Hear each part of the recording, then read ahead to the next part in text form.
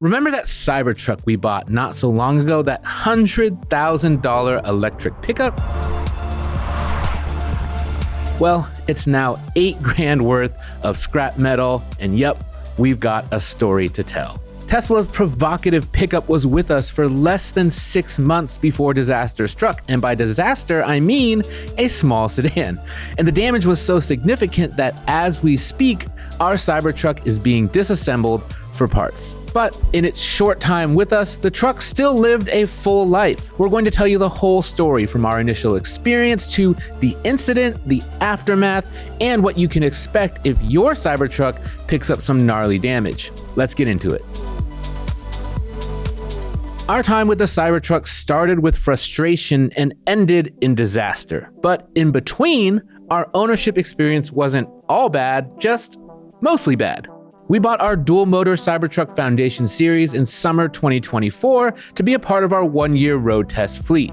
We own around 20 cars at any given time to live with them like you would and share what we learn. And after a bumpy start with critical steering issues and missing features that weren't ready yet, the Cybertruck was settling in well. Its range was impressive, beating Tesla's own estimate on the world-famous Edmunds EV range test by almost 20 miles. And the truck proved to be an effective tailgate machine, with plenty of space and enough power outlets to keep the party going. Outward visibility, however, was a consistent problem. It was impossible to see the corners of the front end of the truck because the slope of the hood was the same angle as the windshield. And just like all other Teslas, for reasons we can't quite fathom, there's no 360-degree camera view offered, even though it has cameras everywhere. And the tiny, usually blocked rear window meant that we had to rely on the digital rear view mirror, but we'd gotten used to that over time. Our Cybertruck turned out to be a comfortable, competent pickup, and we had big plans for it. But just as we were getting the bugs ironed out, our truck got hit hard. One sleepy night in December, our Cybertruck was street parked outside of a restaurant when a small sedan blew straight through an intersection and right into the driver's side rear wheel and bumper of our Tesla. That little four-door rammed the Cybertruck hard enough to push the 6,600-pound EV all the way up onto the curb. It was immediately clear that the damage was serious. I mean, look. Part of the rear axle had broken off and dropped onto the curb, but we wouldn't know how serious the damage was for a few months. So why did it take so long? Well, traditional body shops, they won't work on Cybertrucks with their stainless steel body panels. At the time of our accident, there were only 4 collision repair centers certified to work on Cybertrucks in all of Southern California, and only 2 of those were within 50 miles of our home base in Los Angeles. We expected better for what's gotta be one of the biggest Cybertruck markets in the whole country. The first shop quoted us 1 month just for an estimate and another 5 months after that before they could even start repairs, which meant we'd have to tow the truck away again and store it somewhere in between. That wasn't going to work. So we called up the second shop, which told us it would also be a month for a full inspection, but that they'd be able to start on the repairs immediately. Now, it turns out that was actually 2 months to get a proper evaluation, and once they got in there, the news was not good. As you might expect from the photos, the rear bumper, tailgate, and rear fender were cooked. But once they got under the skin, things quickly went from bad to worse. The impact hit the driver's side rear wheel and pushed it inward. That damaged the upper and lower control arms and the rear suspension, which, because it's a fancy air suspension, makes it very pricey to fix. All that damage caused a bolt to tear loose from the rear bed casting.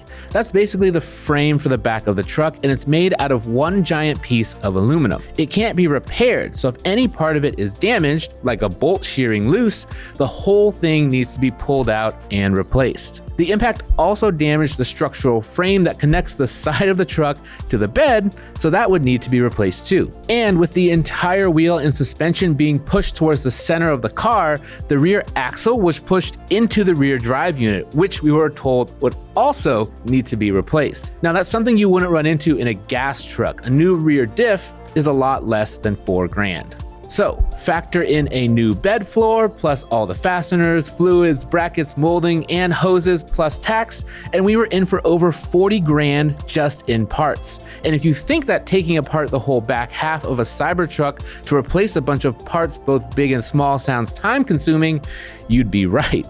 Add in the estimated 122.6 hours in labor, and the total cost of repair amounted to an eye-watering $57,879.89. With a bill like that looming, the truck was done.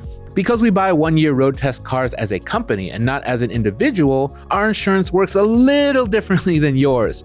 So for a lot of reasons, even though the truck was parked when it was hit, we were the ones on the hook for the cost of repairs. Here's the math we did. The repairs would have cost almost 70% of the remaining value of the truck, plus months of headaches, and at the end, we would have been left with a branded title vehicle worth way, way less than what we had put into it. Between the big financial hit and the time it would take to actually get the thing fixed, we made the call. The truck was totaled.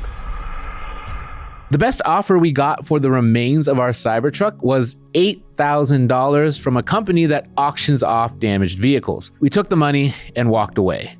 Our 6 months with Tesla's brutalist monster truck cost us a little over $94,000, and I thought that the bath we took on our Fisker Ocean was bad. And before you tell us we're crazy, even Grok agreed with us.